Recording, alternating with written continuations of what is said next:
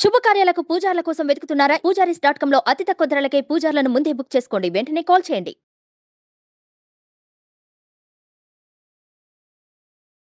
ఓం శ్రీ గురుభ్యో నమ. శ్రీ మహాగణాధిపతయ నమ. శ్రీమాత్రే నమ. కర్కటే పూర్వ ఫల్గుణ్యాం తులసీ కాననోద్భవాం పాండ్యే విశ్వంభరాం గోదాం వందే శ్రీరంగనాయకీ. నీళాతుంగస్తనగిరితటీ సుప్తముద్బోధ్య కృష్ణం పారార్జం స్వం శృతిశతశిరసిద్ధమధ్యాపయంతి స్వోచ్ఛిష్టాయాం సృజనిగళితం యా బలాత్కృత్య భుంక్తే గోదా తస్యై నమైదమిదం భూయ ఏవాస్తు భూయః. శ్రీ భూనీలా సమేత గోదారంగనాథ స్వామినే నమః.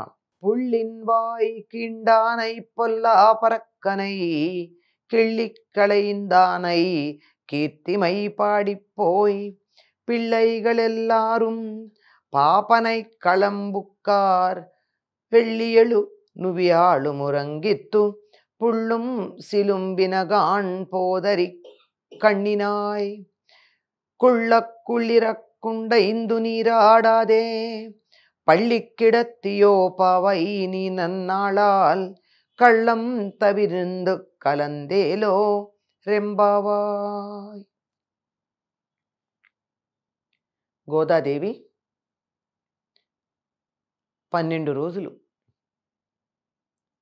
నియమాన్ని పాటిస్తూ బ్రాహ్మీ ముహూర్తానికన్నా ముందుగానే నిద్రలేచి స్నానం చేసి చెలులందరినీ తనతో పాటు కొలనుకు రమ్మని పిలిచి అక్కడ అఘమర్షణ స్నానం, జ్ఞాన స్నానం చేసి భక్తి స్నానం చేయడానికి ఆలయంలోకి ప్రవేశించబోతూ చెలులను నిద్రలేపుతూ ఉంది.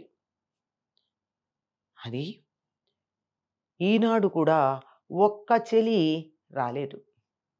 ఆమెను ప్రత్యేకంగా నిద్రలేపుతోంది.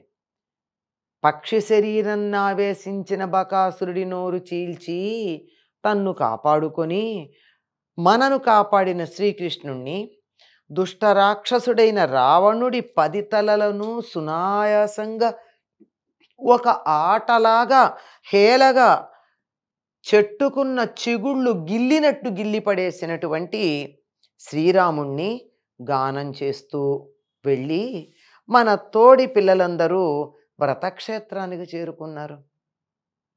వాళ్ళు గానం చేసింది బకాసురుణ్ణి సంహరించినటువంటి వాణ్ణి, రావణాసురుడి తలల్ని గిల్లిపడేసినటువంటి రాముణ్ణి కీర్తిస్తూ ఉన్నారు. మన వాళ్ళంతా వెళ్ళి అక్కడ చేరుకున్నారు. నేనే ఆగా నిన్ను తీసుకుని వెళ్ళడానికి, నువ్వు రాలేదు అని. లోపల తుమ్మెద కలిగినటువంటి తామర పూలల్లాగా ఉన్న కళ్ళు కలదానా. ఇటువంటి అందమైనటువంటి పోలిక మనకి మరెక్కడా కనపడదండి. కళ్ళని దేంతో పోల్చారు? ఎవరైనా పద్మాలతో పోల్చారు. పద్మపు రేకులన్నారు, కలువ రేకులన్నారు, చేపలన్నారు, బేడిస చేపలన్నారు. ఇలా అనేకమైనటువంటి పోలికలు చెప్పారు. కానీ గోదాదేవి చెప్పిన పోలిక చూడండి. లోపల తుమ్మెద ఉన్నటువంటి తామర పూలల్లాగా ఉన్నటువంటి కళ్ళు.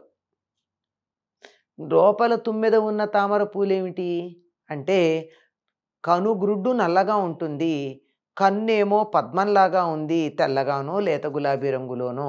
అది ఎలా ఉంది అంటే ఇలా చూస్తే లోపల ఉన్నటువంటి కనుగుడ్డు తామర పువ్వులాగా ఉన్నటువంటి కంటి లోపల ఉండిపోయినటువంటి తుమ్మెదలాగా నల్లగా అందంగా కనపడుతోంది. అంతేకాదు, నీ చూపులు ఇంకా ఎట్లా ఉంటాయి? ఇప్పుడైతే కన్ను తెరవలేదు, కానీ మామూలుగా కన్ను తెరిచి మాతో ఆడుకోవడానికి వచ్చినప్పుడు నీ చూపులు ఎట్లా ఉంటాయి? లేడి చూపుల లాంటి చూపులు ఉంటాయి నీకు. అంటే చంచలంగా ఉంటాయి, ఆకర్షణీయంగా ఉంటాయి, మిలమిల మెరుస్తూ ఉంటాయి, అందమైన ఆకృతిని కలిగి ఉంటాయి. ఇవన్నీ లేడి చూపులకు ఉన్నటువంటి లక్షణాలు. మరి వాళ్ళందరూ అక్కడికి వెళ్ళిపోయారు. నువ్వు చూస్తున్నావా ఏమిటి? శుక్రుడు ఉదయిస్తున్నాడు, గురుడు అస్తమిస్తున్నాడు. కళ్ళని ఎందుకు ఈవిడ ఇంతగా వర్ణిస్తోంది? ఆకాశం వంక చూడు, పెద్ద పెద్ద కళ్ళున్నాయిలే, అందమైన కళ్ళున్నాయిలే, అవి ఉంటే సరిపోయిందా? వాటితో అక్కడ జరుగుతున్న దృశ్యాన్ని ఒకటి గమనించాలి. ఏమిటది? గురుడు అస్తమిస్తున్నాడు, శుక్రుడు ఉదయిస్తున్నాడు. ఇది జాగ్రత్తగా చెప్పాలి. పక్షులు కూస్తున్నాయి. కృష్ణ విరహ తాపం తీరేట్టు చక్కగా స్నానం చేసి, మునిగి స్నానం చేసి, మాతో రాకుండా ఇంకా పక్క మీదే ఎందుకున్నావు?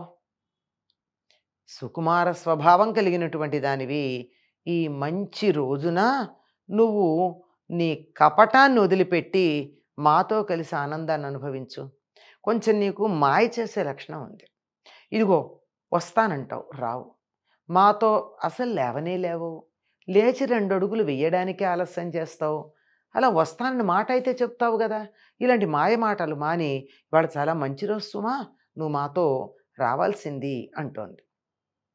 ఈవిడ సుకుమార స్వభావం కలిగిందట.